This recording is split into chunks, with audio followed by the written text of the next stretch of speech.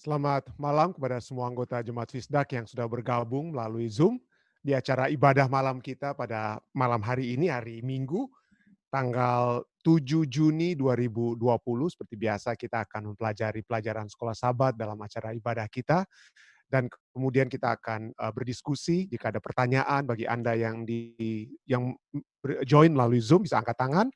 Bagi Anda yang bergabung melalui live stream Jemaat Fisdak, selamat datang dan Anda juga dapat berpartisipasi dengan menulis jika ada pertanyaan ataupun tanggapan, Anda dapat menulis itu di kolom komentar di live stream Anda.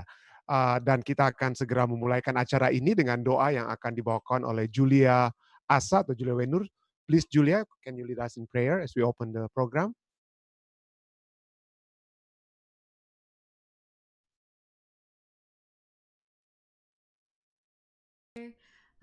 Through Zoom or through Facebook Live to be able to hear your word and to study your message. I ask that you may send your Holy Spirit so that it can abide in our hearts and in our minds so that we can focus you and on your word that is to be shared. Be with everyone that has gathered here. Be with them wherever they are at this time. We thank you so much for watching over us and for keeping us safe. And as we pray, in Jesus' name, amen. Amin. Terima kasih Julia. Pelajaran kita seperti yang kita sudah mulai pada tadi malam yang dipimpin oleh Pendeta Muda Tulus tentang berbicara tentang Alkitab dan nubuatan. Minggu lalu kita sudah membahas tentang Alkitab sebagai sejarah. Jadi bagaimana apa yang telah ditulis tentang peristiwa-peristiwa yang sudah berlalu di waktu yang lalu, kita sudah lihat bagaimana tulisan-tulisan itu dapat kita yakini. Kita dapat melihat bahwa tulisan atau sejarah yang tertulis di dalam Alkitab adalah sejarah yang dapat dipercayai. Bagaimana tuntunan Tuhan kepada umat-umatnya di masa yang lalu telah menjadi bagian mereka dan itu telah dibuktikan. Entah itu ya sedikit kita sudah pelajari bagaimana itu dapat dibantu dengan arkeologi, tetapi lebih daripada arkeologi kita melihat bagaimana tulisan firman Tuhan itu sendiri sebagai satu-satunya sumber yang dapat dipercayai oleh sebab ada tuntunan Roh Kudus di dalam proses penulisan tersebut. Jadi kita lihat di waktu yang lalu di waktu yang lalu sejarah itu sudah dapat kita yakini dan pada minggu ini kita akan melihat bagaimana untuk yang ke depan atau nubuatan, ya. Nubuatan. Jadi sejarah sudah diakui, bagaimana dengan nubuatan-nubuatan apa yang akan terjadi, ya. Dan untuk melihat itu, mari kita akan dari minggu ini pada minggu ini kita akan mempelajarinya dan kita mulai dengan pelajaran yang ke-11 ini kita sudah mulai pendahuluan tadi malam dan sekarang kita berbicara tentang nubuatan dan aliran historis. Kalau kita melihat ada aliran historis, kira-kira ada aliran lainnya enggak? Nah, nanti kita akan lihat, mungkin di bagian tambahan yang kita akan bahas tentang aliran-aliran lainnya ya. Baik, mari kita baca pelajaran sekolah sahabat kita, nubuatan dan aliran historis. Metode dasar yang diterapkan oleh orang Advent untuk mempelajari nubuatan disebut dengan istilah historisisme. Itu adalah gagasan bahwa banyak nubuatan utama dalam Alkitab mengikuti alur sejarah yang tidak terputus, tidak ada yang terpotong atau gap, ya, tidak terputus. Jadi mulai dari zaman penulis Alkitab ya. Jadi di sini dikatakan itu dimulai dari masa lalu sampai sekarang hingga masa yang akan datang. Jadi dari past, present, dan future itu tidak terputus. Itulah bagaimana Alkitab dibuat untuk menuntun umat-umat Tuhan dari setiap masa, dari waktu lalu, saat kita sekarang ini, dan apa yang akan terjadi di masa yang akan datang. Ini mirip dengan cara Anda belajar sejarah di sekolah. Kita melakukannya dengan cara ini karena begitulah Alkitab menafsirkan nubuatan-nubuatan ini untuk kita. Jadi itulah yang secara logik kita sudah pelajari di sekolah-sekolah, bagaimana apa yang sudah terjadi di masa lalu, dan kira-kira apa itu yang terjadi pada saat kita saat ini, lalu apa yang dapat menjadi pelajaran untuk kita di masa yang akan datang. Kita diajak melalui pelajaran sekolah sahabat ini untuk membaca Daniel 2 ayat 27 sampai 45. Ya. Di dalam Daniel 2 27 sampai 45 diceritakanlah bagaimana Raja Babylon saat itu Nebukadnezar memiliki satu mimpi. Dan tidak ada orang di dalam kerajaannya yang mampu untuk memberitahukan apa mimpinya? Yang pertama, apa mimpinya? Dan kedua, apa interpretasi dari mimpi tersebut? Ya. Dan hanya hamba Tuhan, Nabi Daniel, yang berhasil dengan apa yang Tuhan berikan kepadanya. Dia berhasil bukan hanya memberitahukan raja apa mimpi yang raja dikatakan di dalam itu, raja katakan dia sudah lupakan, dia ingatkan kembali kepada raja apa yang mimpi tersebut dan kemudian interpretasinya. Dan di dalam interpretasi itu, mimpi dan interpretasi, dilihatlah bagaimana kerajaan satu dimulaikan dengan kerajaan Babylon, Raja Nebukadnezar, yang kemudian diganti dengan kerajaan lainnya setelah kepala dari emas dari Nebukadnezar. Kemudian badan itu mulai dari perak, dadanya dari perak, dan seterusnya sampai kepada kerajaan batu.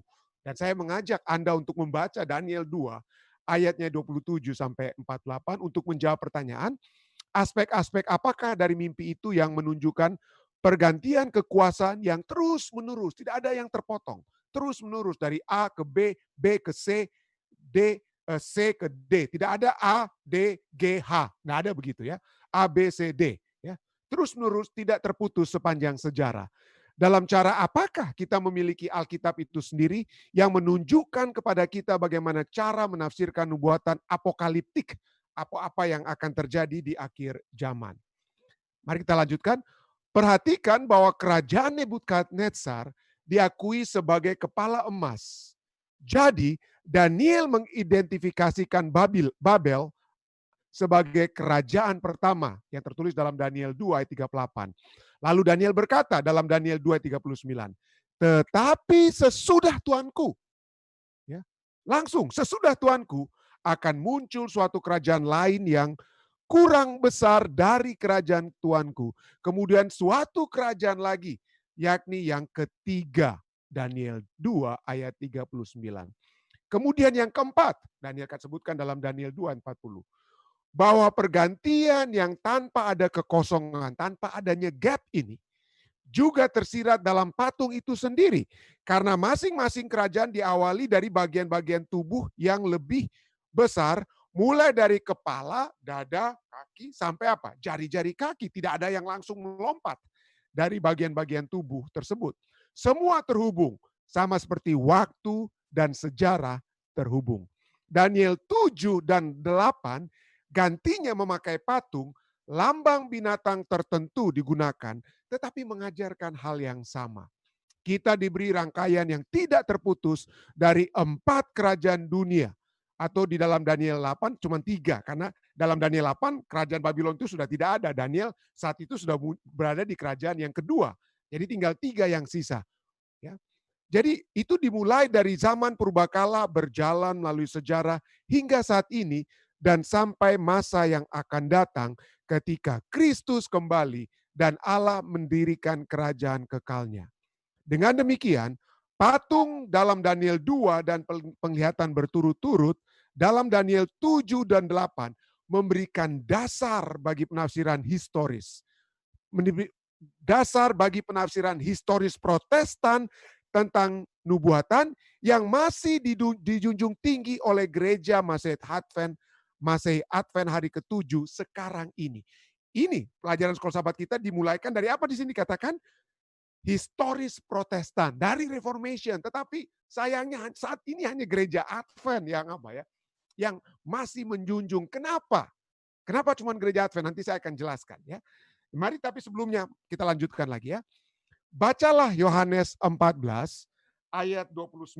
Yohanes 14 ayat 29 menunjukkan Kenapa kita perlu diberitahukan oleh firman Tuhan tentang apa yang akan terjadi di masa yang akan datang. Kenapa itu perlu? Ya. Nah inilah jawabannya. Ya. Yohanes 14 ayatnya yang ke-29. Di sini dikatakan, dan sekarang juga aku mengatakan kepadamu, ini yang Yesus katakan pada murid-muridnya, sebelum hal itu terjadi, apa yang akan terjadi nantinya itu sudah dikatakan sekarang. Kenapa? Kenapa kita perlu nubuatan? Ini Yesus katakan ya. Sekarang juga aku mengatakan kepadamu sebelum hal itu terjadi supaya kamu percaya apabila hal itu terjadi. supaya kita langsung apa ya, diingatkan, dulu kita belajar tentang ini. Aduh, ini dia rupanya. Ya. Ini dia rupanya ya. Jadi apa yang Yesus katakan menolong kita untuk memiliki apa ya? Kekuatan. Memiliki kekuatan dan kita belajar dari 1 Tesalonika 4 ayat 13 sampai 18 bahwa nubuatan-nubuatan tentang apa yang akan terjadi nantinya itu memberikan penghiburan kepada kita. Kenapa? Karena mungkin saat ini kita berpikir, aduh, apalah kira-kira masa depan kita ya. Di Amerika masih ada pandemik, di Amerika ada begitu banyak demonstration, di Amerika minoritas kita apalah masa depan kita. Jangan takut. Ya, segala sesuatu itu sudah dinyatakan terlebih dahulu. Bahkan apa yang akan kita alami mungkin akan lebih hebat daripada yang sekarang kita alami. Tapi jangan khawatir, jangan takut. Kita dihiburkan dengan firman Tuhan. Ya, kita dihiburkan dengan firman Tuhan. Keuntungan besar apakah yang kita miliki hari ini? Hidup pada saat begitu banyak sejarah dibukakan, di mana seseorang yang hidup pada zaman Babel tidak miliki. Jadi kita tahu bahwa semakin kita menjelang kedatangan Yesus yang kedua kali, semakin hebat perbuatan, tindakan yang setan buat. Di dalam kitab Kejadian itu masih disebut apa ya? Ular biasa. Dalam kitab Wahyu disebutkan ular tua. Karena sudah begitu hebat, banyak pengalaman dia untuk apa? Menjerumuskan umat-umat Tuhan. Kitab Kejadian, di Kejadian 11 berbicara tentang Babel, Menara Babel.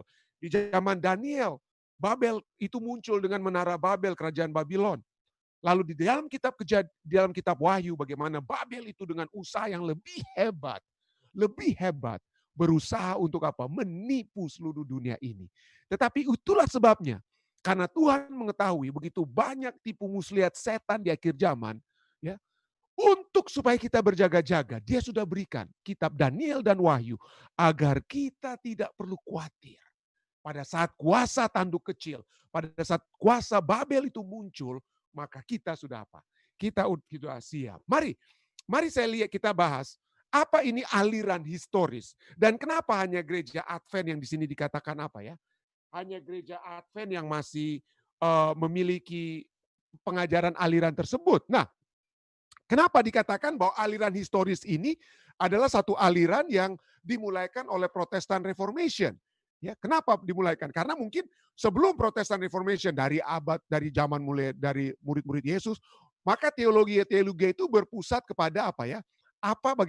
Bagaimana cara menyusun pertama-tama kitab Perjanjian Baru, lalu kemudian setelah kitab Perjanjian Baru berhasil disusun, bagaimana kita membuat teologi dari apa?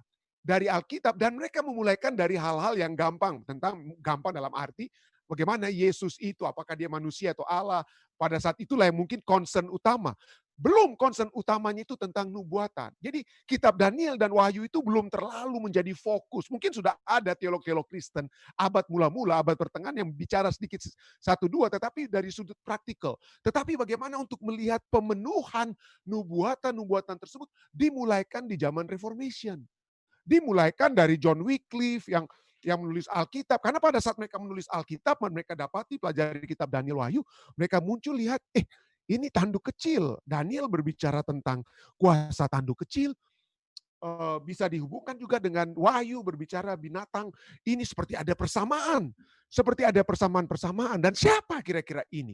Dan apa yang terjadi di sebelum Reformation, bagaimana mereka melihat bagaimana pemimpin-pemimpin agama yang berkuasa saat itu seakan-akan bertindak semena-mena. Lalu kemudian reformator Kristen dimulaikan dengan Martin Luther kemudian melihat bahwa ini ya Luther, Calvin, Zwingli dan semua ini sepertinya tanduk kecil ini menunjukkan kepada kuasa pemerintahan dan keagamaan yang bersatu, dan saat itu yang mereka lihat kuasa yang seorang yang memimpin sebagai pemimpin negara dan pemimpin agama hanya satu, kepausan pada saat itu, paus.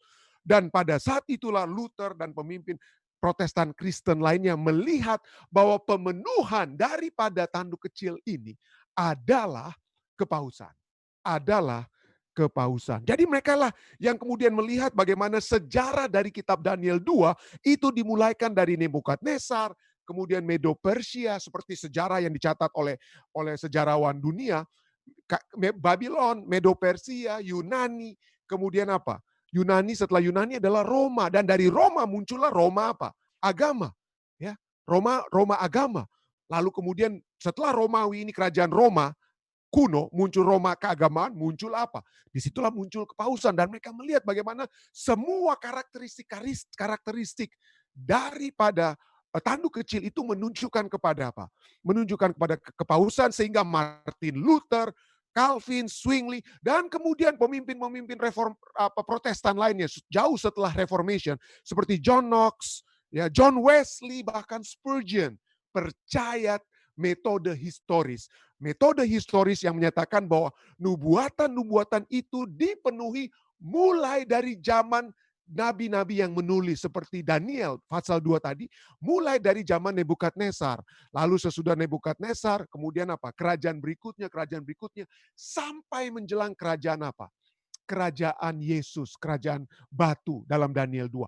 Tidak ada terputus, tidak ada yang terputus.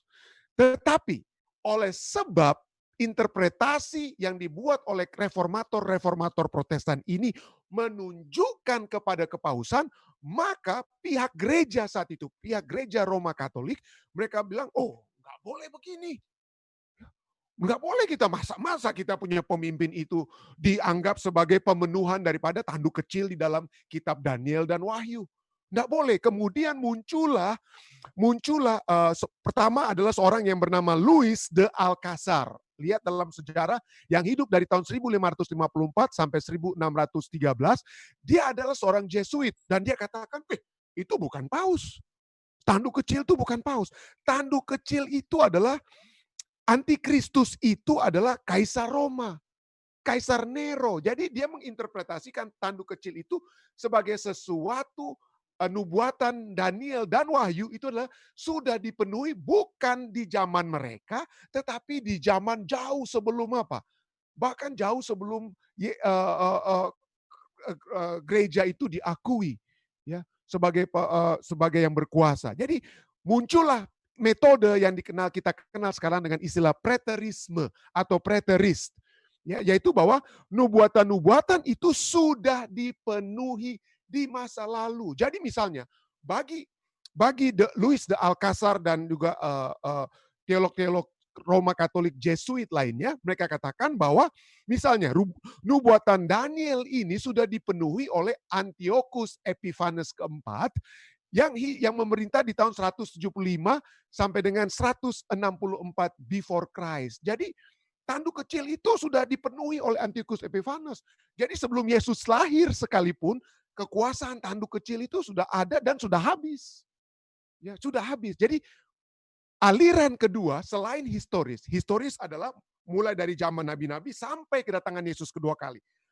Zaman Nabi Daniel, zaman kita, zaman Yesus datang apa? Kedua kali. Tapi bagi preteris, Daniel itu sudah dipenuhi bahkan sebelum Yesus lahir sekalipun. Itulah yang dikemukakan oleh preterisme.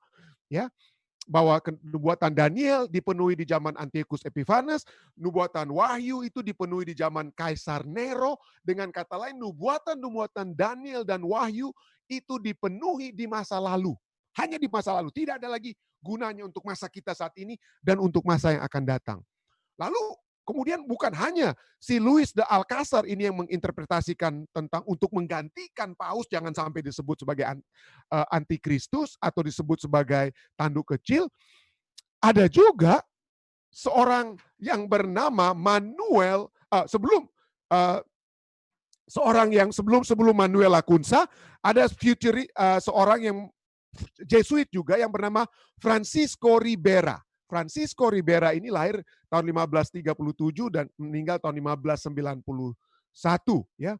Dia membuat satu komentar tentang Wahyu dan berbeda dengan Louis de Alcazar. Sama-sama Jesuit, tapi dia bilang, ini bukan hanya ini nubuatan-nubuatan itu bukan terjadi di waktu lalu, tetapi nanti nubuatan-nubuatan itu di menjelang akhir sejarah umat manusia, di 3,5 tahun sebelum manusia itu berakhir. Itulah nubuatan yang pertama-tama dikemukakan oleh Francisco Ribera yang kemudian dikembangkan oleh Manuel Lacunza di tahun 1731 sampai dengan 1801.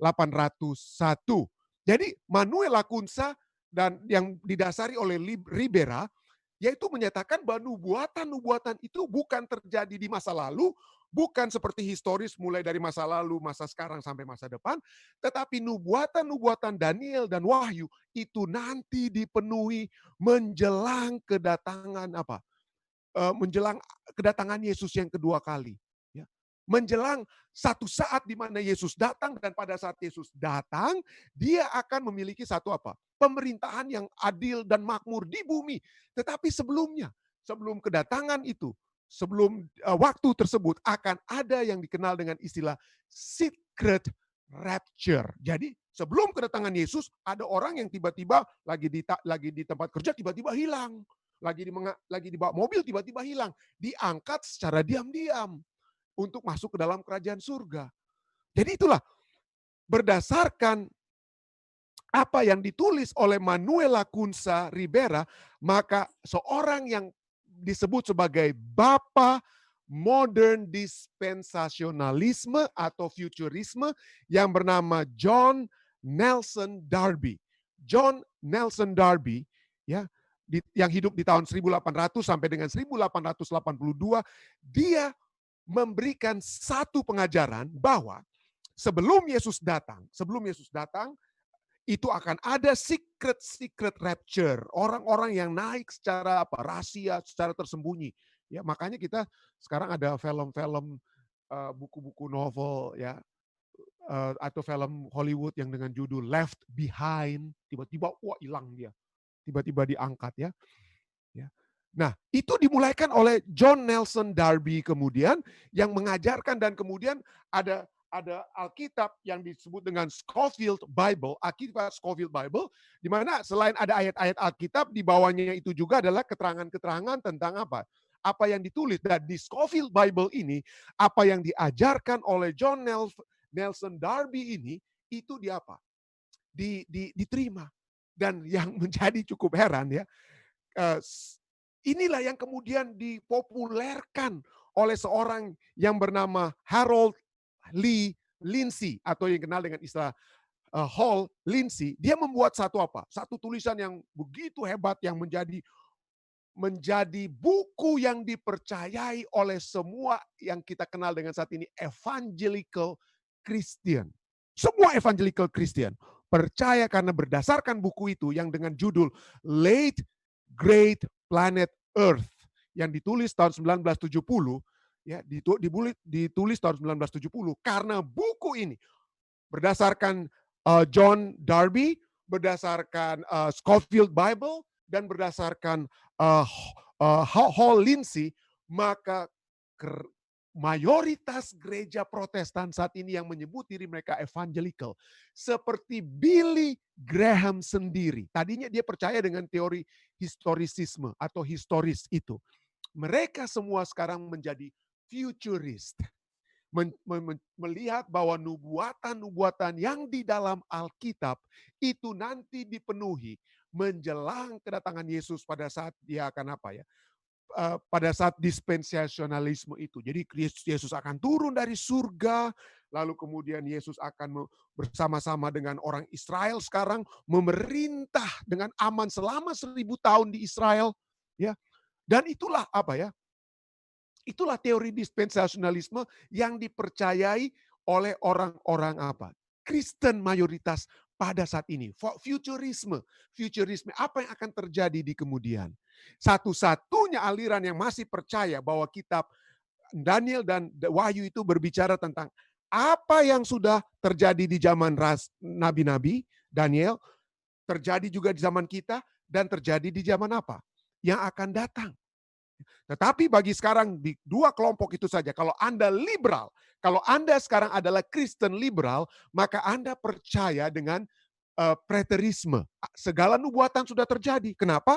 Karena bagi yang liberal yang dengan pemikiran-pemikiran rasionya mereka bilang nggak mungkin ada mujizat. Mana mungkin Daniel ini berbicara tentang nubuatan sedangkan dia belum tahu. Masa tiba-tiba Daniel pasal 8 sudah berbicara tentang kerajaan Medo Persia dan Yunani disebutkan padahal dia masih hidup di zaman apa ya, Medo Persia. Kenapa harus disebutkan Yunani? Jadi bagi mereka itu tidak masuk akal. Jadi kalau Anda orang yang liberal, gereja Kristen atau teolog Kristen liberal, Anda akan percaya dengan preterisme.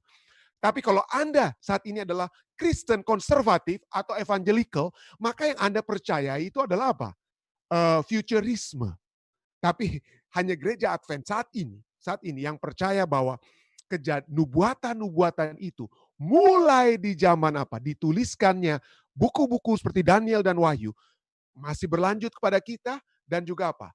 Berlanjut sampai menjelang kedatangan Yesus yang kedua kali. Jadi misalnya Jemaat Laodikia itu sudah ada di apa ya? Sudah ada di zaman apa? Sudah ada di zaman Yohanes. Tapi itu juga menggambarkan satu periode yaitu dari 1844. Jadi jemaat Laodikia mulai 1844, jadi berarti sampai di apa? Jemaat yang ketujuh itu sampai pada saat kita sekarang ini. Makanya kita bisa melihat bahwa menjelang akhir zaman bagaimana karakteristik daripada Laodikia itu juga masih apa? Kena bagi kita. Itulah dengan kata lain metode pemahaman apa ya? Pemahaman historis yang kita yakini dan juga bagaimana itu berbeda dengan metode atau aliran pemahaman atau bagaimana metode kita menginterpretasikan nubuatan dari sudut pandang preterist, segala sesuatu sudah terjadi di masa lalu, atau futurist, segala sesuatu yang dibuatkan itu nanti akan terjadi di masa apa? Di masa yang akan datang. Inilah yang dapat saya tambahkan sehubungan dengan aliran historis pelajaran sekolah sahabat kita.